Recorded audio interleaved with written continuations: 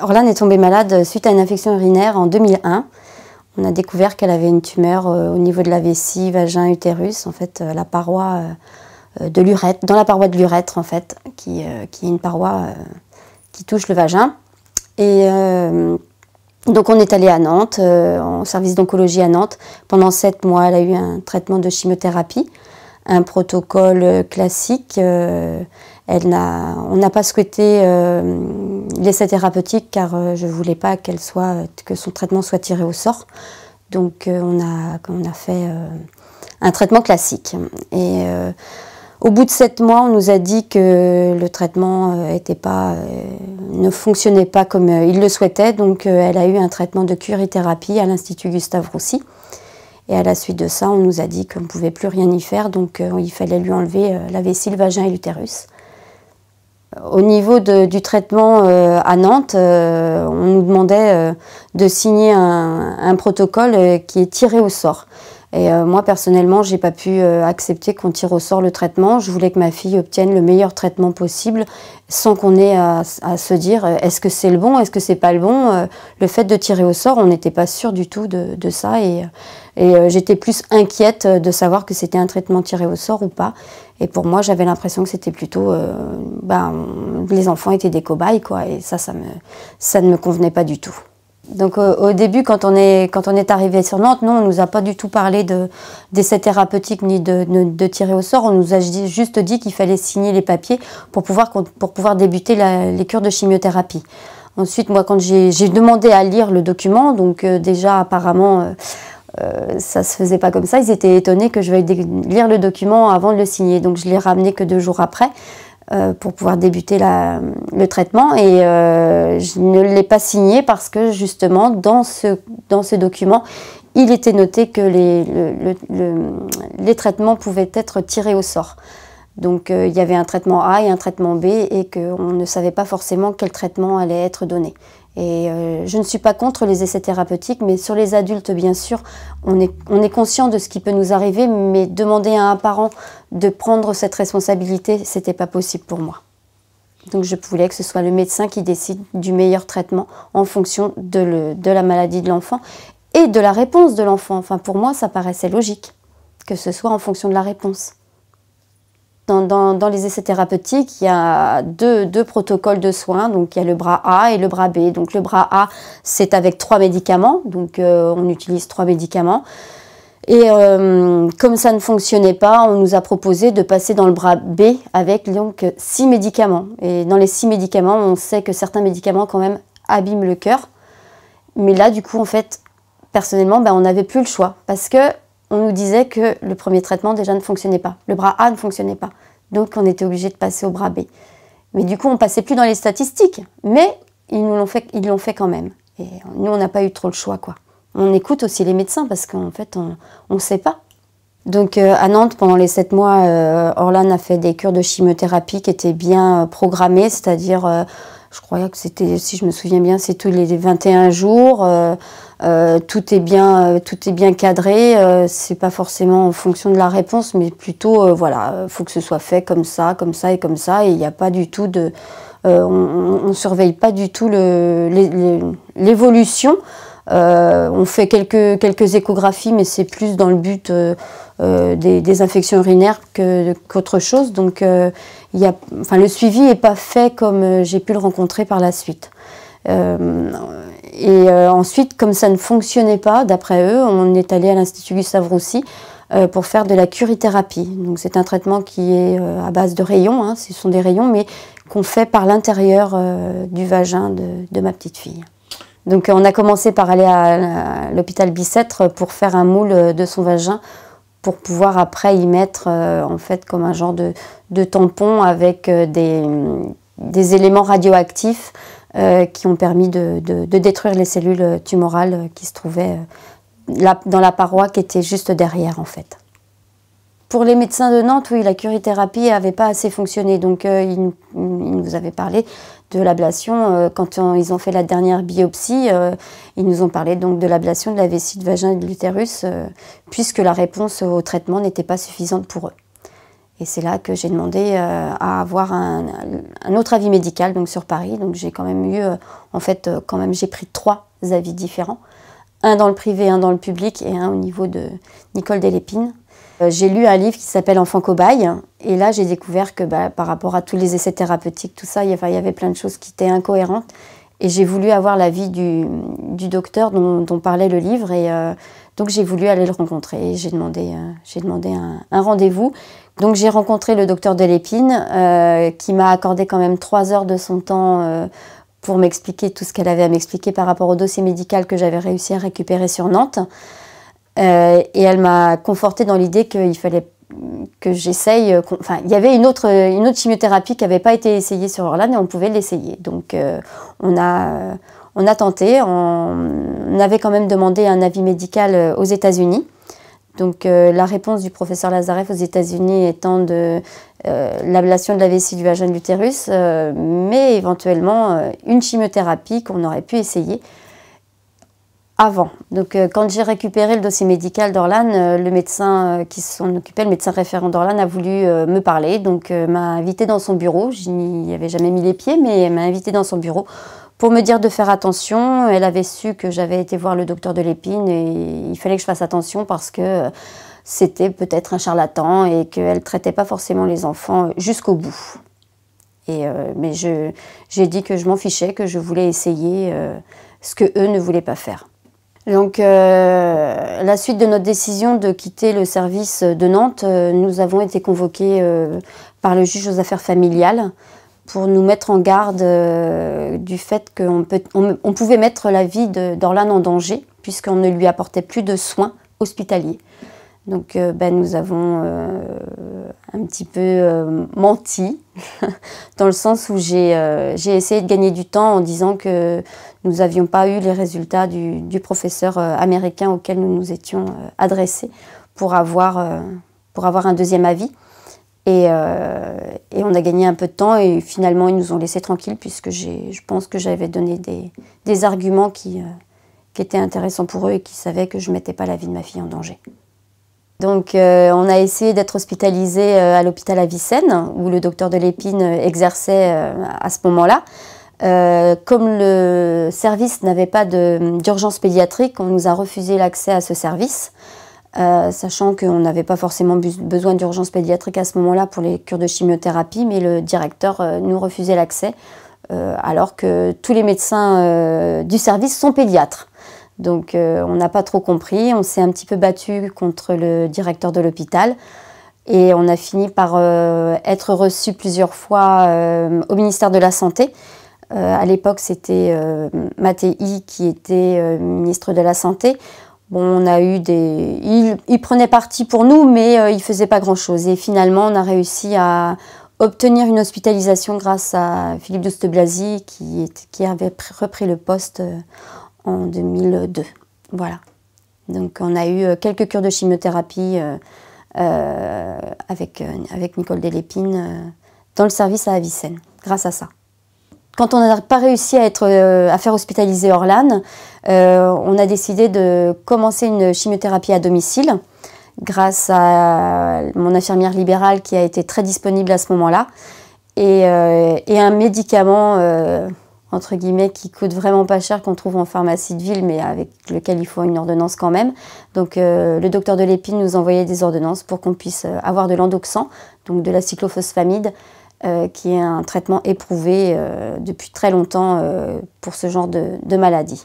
Donc pendant l'hospitalisation à la maison, eh bien, notre infirmière libérale, Colette Garcion, nous a beaucoup soutenus, a toujours été disponible pour faire les bilans sanguins pour savoir où on en était, parce que Nicole, c'est vrai que Nicole Delépine, son médecin, est très à cheval là-dessus. Elle part du principe qu'on ne fait pas un traitement en fonction des dates, elle fait en fonction de la réponse de l'enfant. Donc dès que l'enfant commence à fabriquer des globules blancs, on recommence le traitement et ainsi de suite. Donc ça peut, des fois, on peut gagner 2 jours, on peut gagner 3 jours et c'est vraiment très important de pouvoir recommencer une cure de chimiothérapie très rapidement. Donc pour pouvoir faire cette chimiothérapie à la maison, on montait quand même une fois par mois dans le service en consultation uniquement. On avait le droit à des consultations pour pouvoir faire les ordonnances et puis voir comment évoluait Orlane. Donc le plus difficile a été d'obtenir des transports pour pouvoir monter sur Paris parce que 5 heures de voiture, c'était un peu long. Donc on a obtenu train plus taxi de rembourser aller-retour, mais dans la journée. Donc c'est vrai que c'était assez compliqué, il fallait partir tôt le matin et on revenait souvent très tard le soir. Mais c'était faisable et c'était quand même moins fatigant que les 5 heures de voiture. Mais par contre, il a fallu se battre pour l'obtenir. C'est-à-dire que la CPAM n'est pas toujours très ouverte pour ce genre de choses. Et il faut vraiment s'expliquer, il faut des mois de patience pour obtenir 1 an sans être obligé de revenir tous les mois, redemander une autorisation pour monter sur Paris. Et ça a été pour moi la plus grosse bataille, ça a été plus l'administration se faire comprendre de l'administration que de la soigner.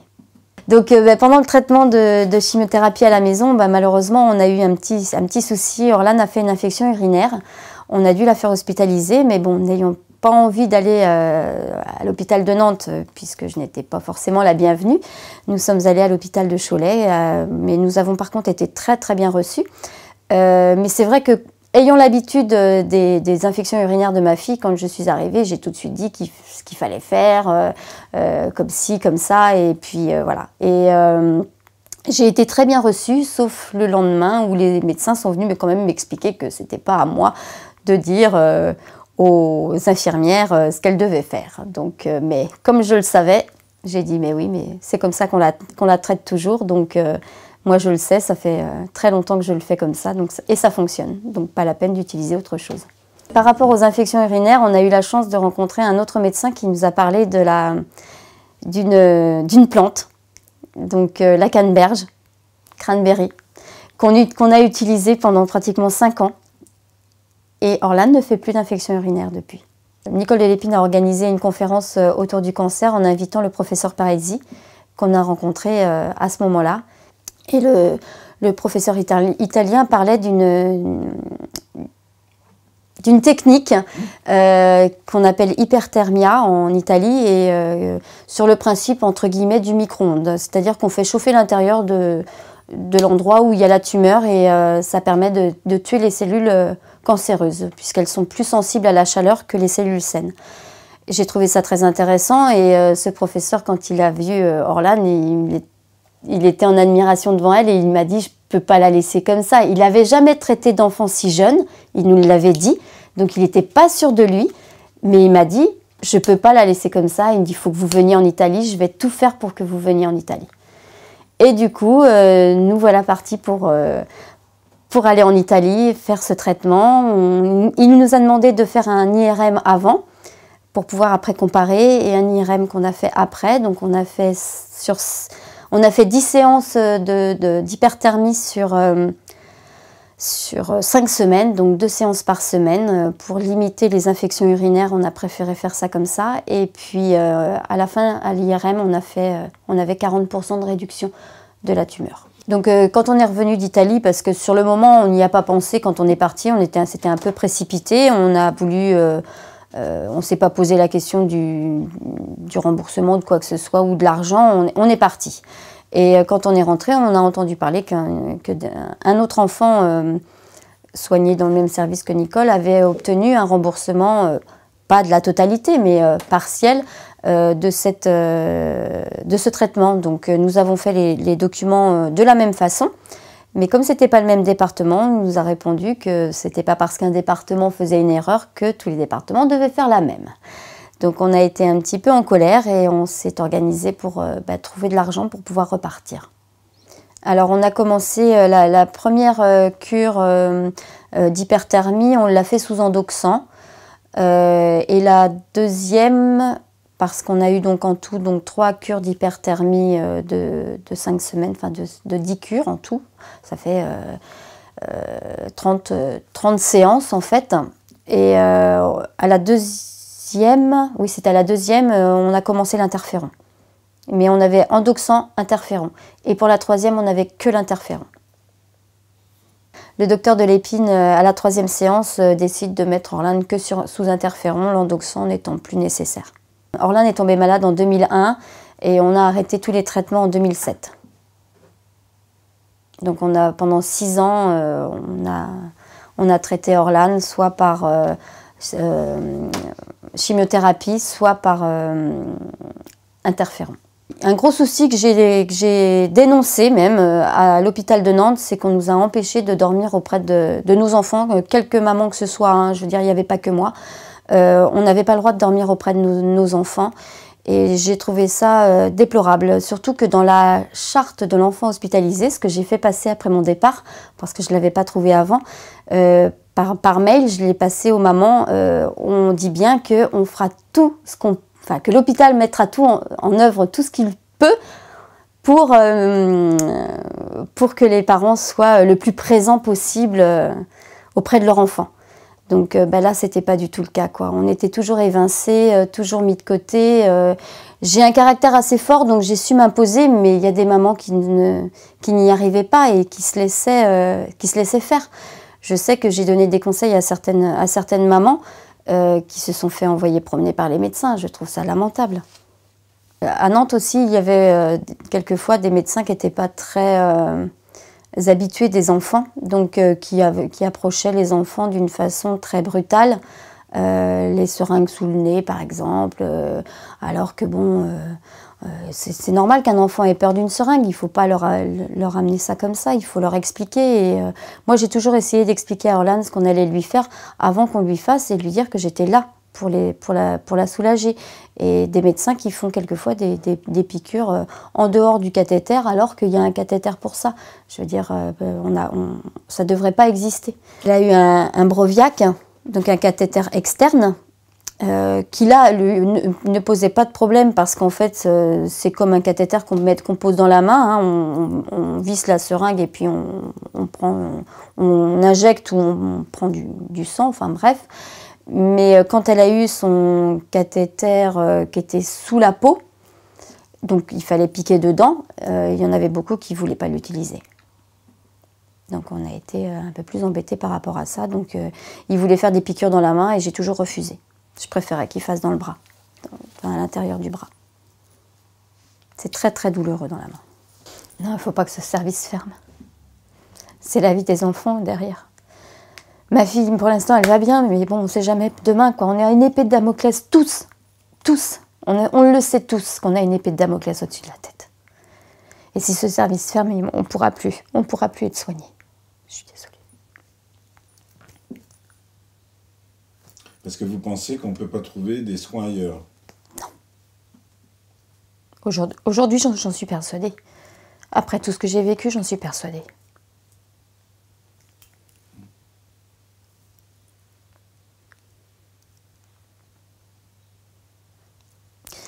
Nicole me dit toujours que Orlane va bien et que ça ne reviendra peut-être pas. Mais on ne sait pas.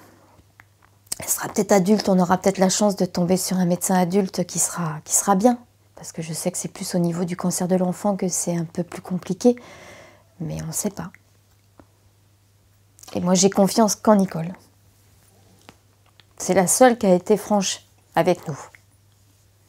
Qui nous a dit clairement les choses et qui nous a tout, qui nous a tout dit, qui nous a rien caché. Et, il faut absolument pas que ça ferme. Il faut absolument qu'ils trouvent des internes, qui mettent des gens pour apprendre qu'on lui apprenne ce qu'elle sait, quoi. Tout ça, c'est des gens formidables qui pourraient prendre la relève.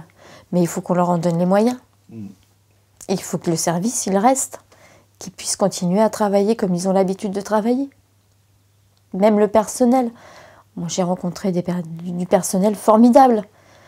À Nantes, quand j'étais à Nantes, j'emmenais mon repas. Quand je suis arrivée chez Nicole, non, on me proposait un repas en plus pour la petite et que donc je mangeais ce qu'il y avait, mais on me permettait de manger aussi, quoi. Elle me dit, si on ne vous permet pas de manger, mais on va où là? C'est n'importe quoi. Et pour elle, c'était normal. Tout ça était normal. Enfin, moi, c'est le seul service que j'ai rencontré comme ça. C'est le seul. Alors que normalement, ils devraient tous être comme ça.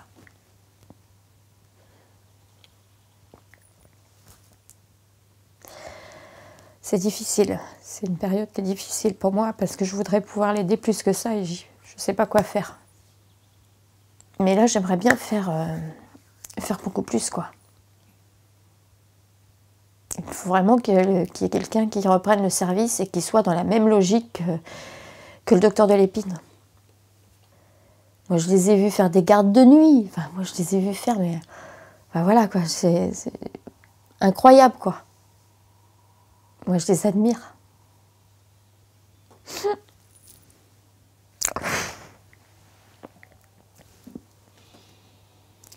Bah, un petit peu, je me rappelle de certains moments et bah, moi je sais que je l'appréciais beaucoup.